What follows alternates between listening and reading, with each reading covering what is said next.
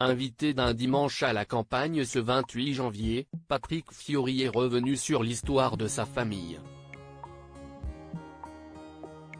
Ému aux larmes, le chanteur a évoqué le génocide arménien auquel les siens ont échappé de justesse. Frédéric Lopez part parfois à la quête des origines des artistes. Ce 28 janvier, à travers un numéro inédit d'un dimanche à la campagne proposé par France 2, l'animateur de l'émission a recueilli le poignant témoignage de Patrick Fiori.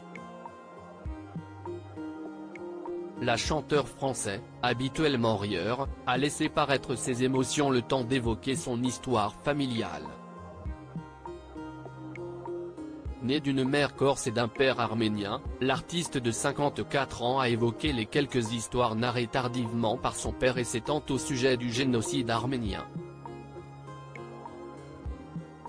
Il massacrait tout le village. Patrick Fiori raconte la tragédie vécue par sa famille dans un dimanche à la campagne dans la fameuse grange, où se déroulent les premières confessions. Frédéric Lopez n'a pas tardé à lancer une première discussion très intime avec Patrick Fiori au sujet de l'histoire tragique de l'Arménie, victime d'un génocide entre 1915 et 1916.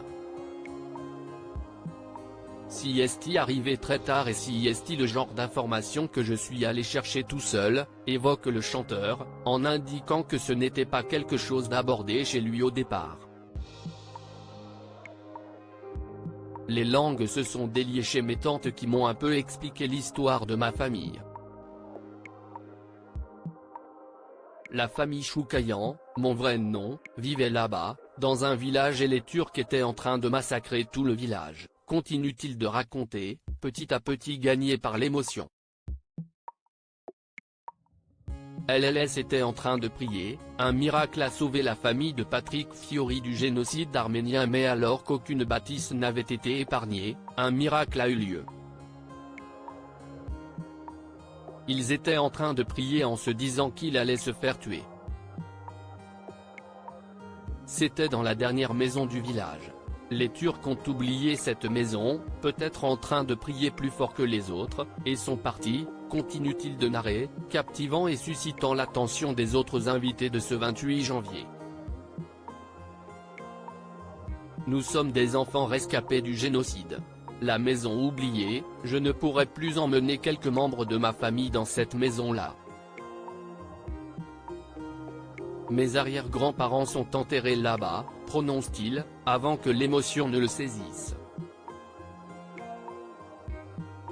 Malgré ces événements dramatiques pour la famille, Patrick Fiori précise que son père a adopté un comportement exemplaire dans l'éducation de ses enfants. Il nous a toujours protégés de cela, pour ne jamais pointer l'autre du doigt.